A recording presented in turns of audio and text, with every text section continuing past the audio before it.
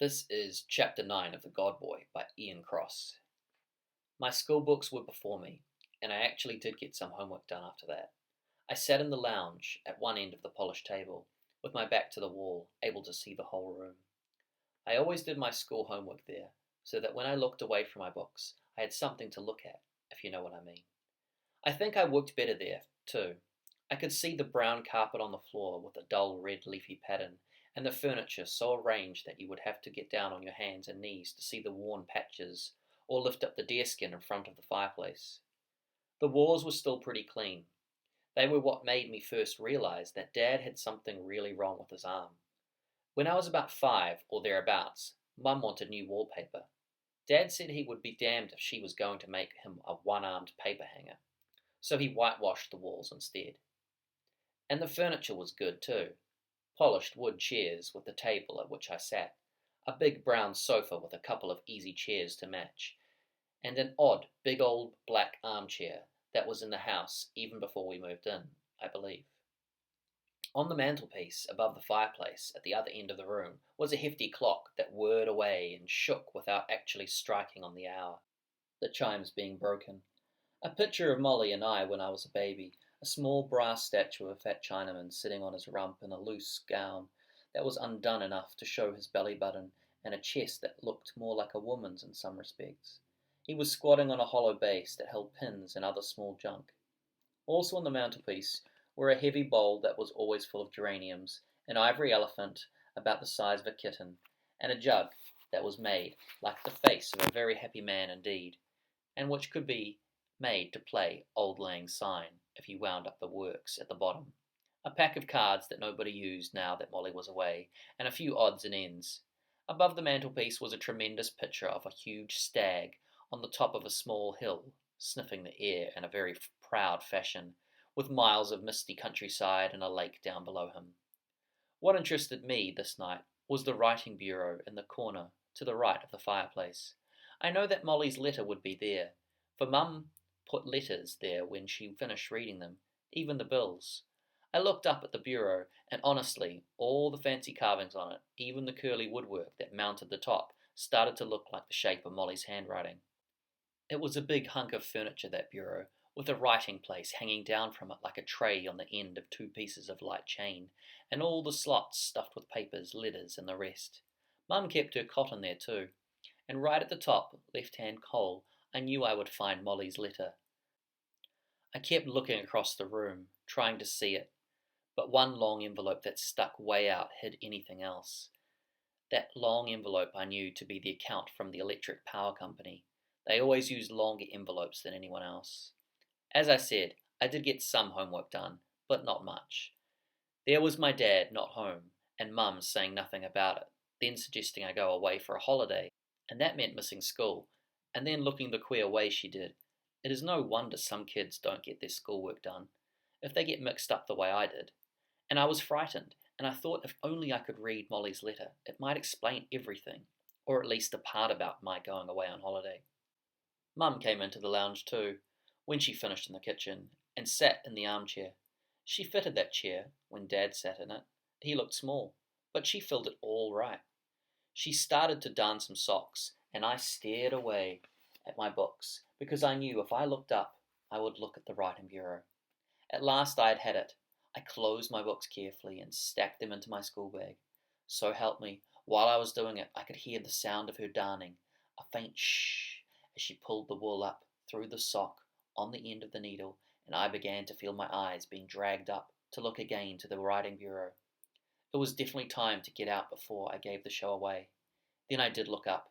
Sure enough, I saw the letter slot at the top of the bureau, half out of the corner of my eyes, and she looked up from her darning, straight at me, and there I was, prickling all over, feeling like the rear end of a dirty cow. I said the first thing that came into my head, "Where's Dad, Mum?" Well, it was her turn now.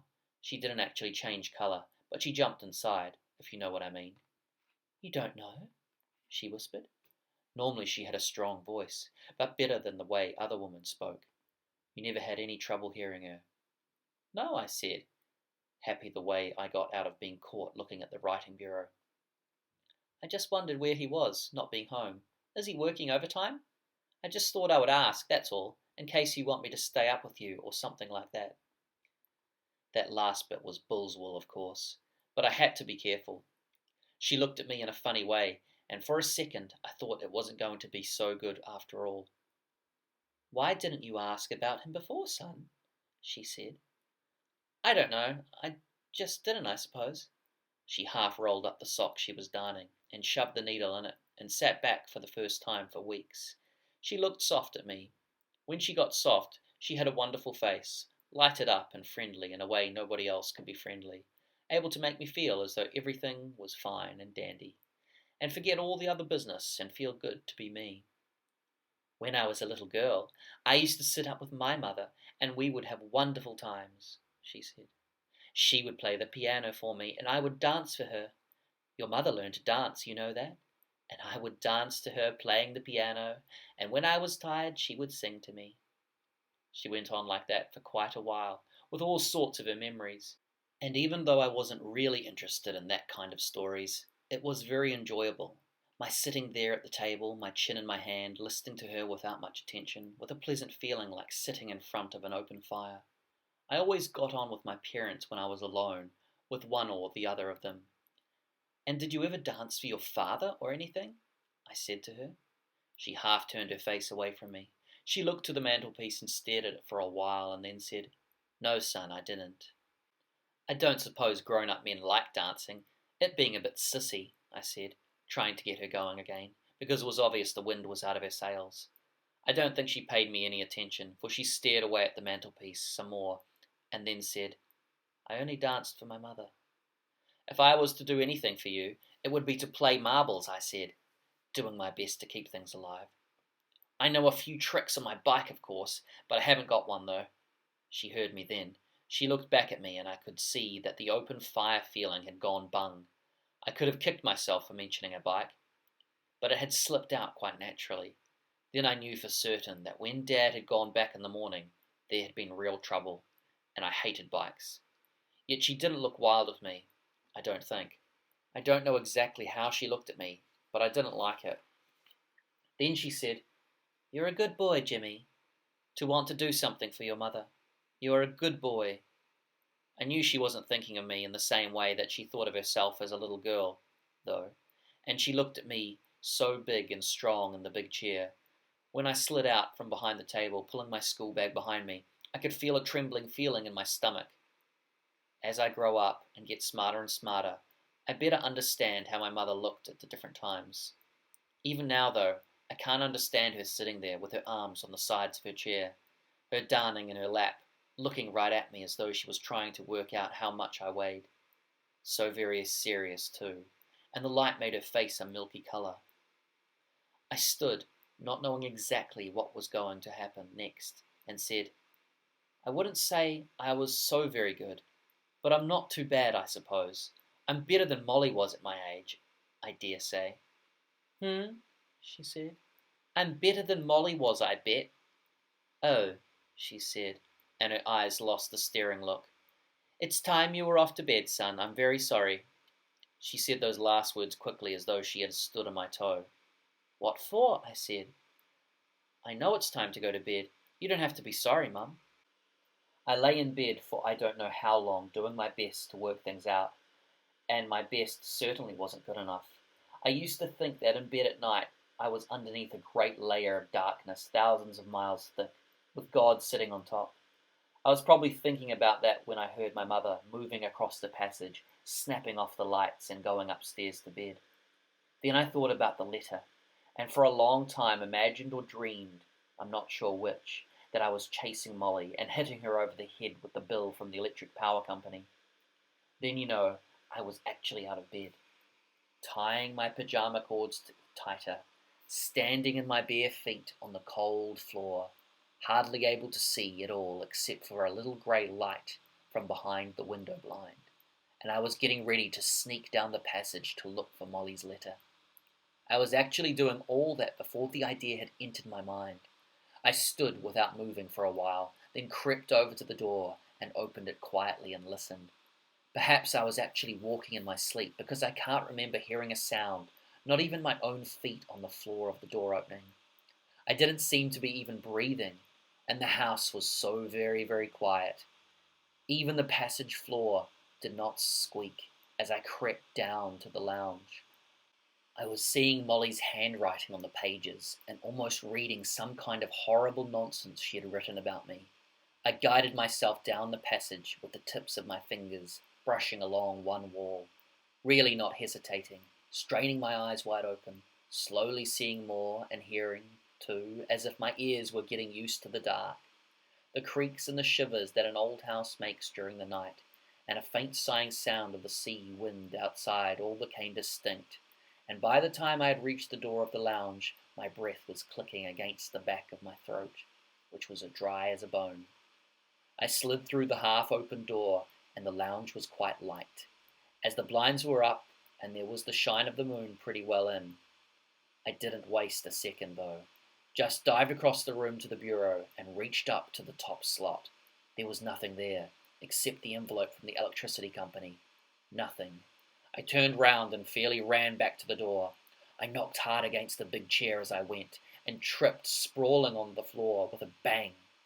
I lay there listening with my face half turned against the carpet, not really caring, all the time thinking, no letter, no letter, no letter.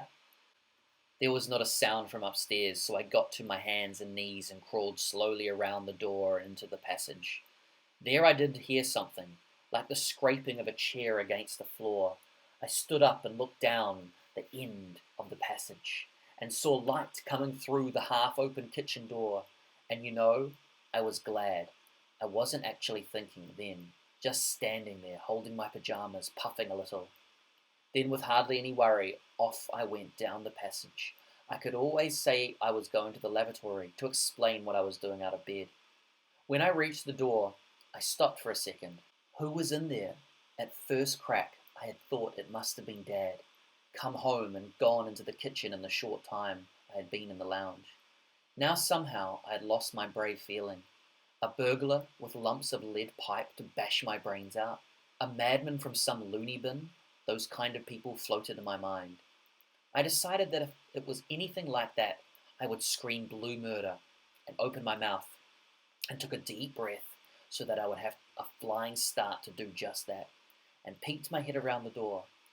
Mum was sitting at the kitchen table with her back to me, running her hands over a whole box of old photographs that she had emptied over the table.